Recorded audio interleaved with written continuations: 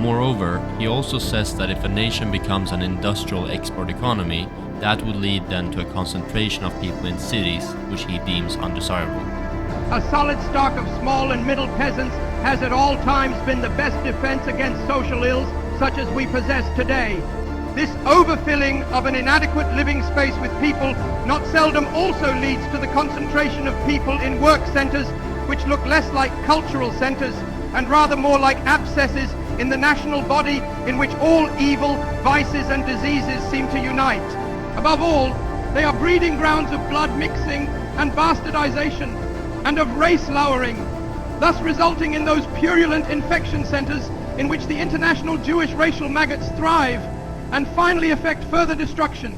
Lastly, Hitler's perhaps greatest argument against supplying Germany with food through import and paying for it with increased export money is that it would lead to England declaring war on Germany.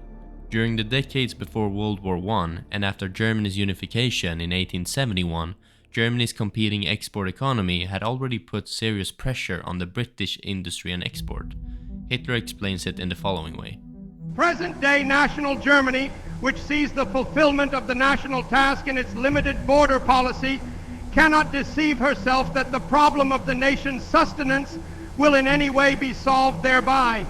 For even the utmost success of this policy of the restoration of the borders of 1914 would bring only a renewal of the economic situation of the year 1914. In other words, the question of sustenance, which then, as now, was completely unsolved, will imperiously force us onto the tracks of world economy and world export.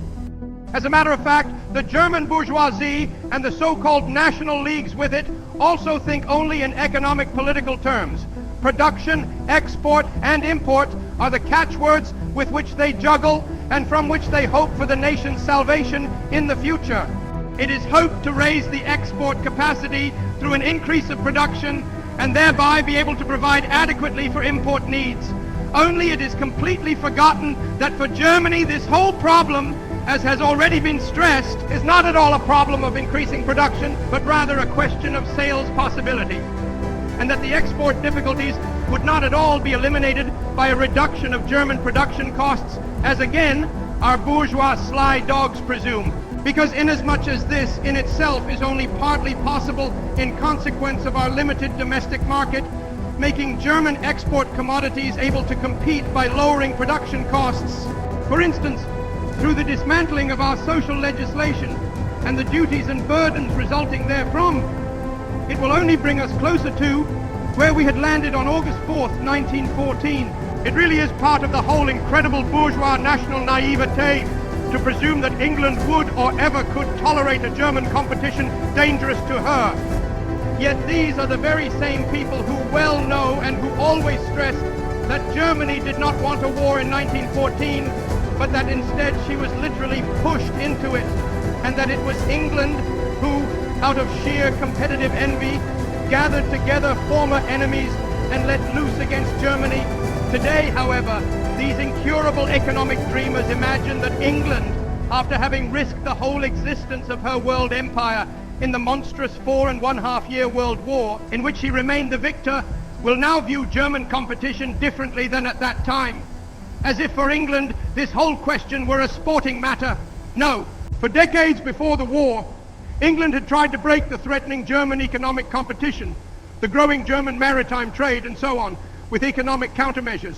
Only when they were forced to understand that this would not succeed, and when, on the contrary, Germany, by building her navy, showed that she was actually determined to carry out her economic warfare to the extent of the peaceful conquest of the world, did England, as a last resort, invoke violence. And now, after she has remained the victor, they think they can play the game all over again. Whereas on top of all this, Germany today is not at all in a position to throw any kind of power factor into the scales, thanks indeed to her domestic and foreign policy. The attempt to restore our folks' sustenance and to be able to maintain it by the increase of our production and by reducing the costs of the same ultimately will fail for the reason that we cannot undertake the final consequence of this struggle because of the lack of military power.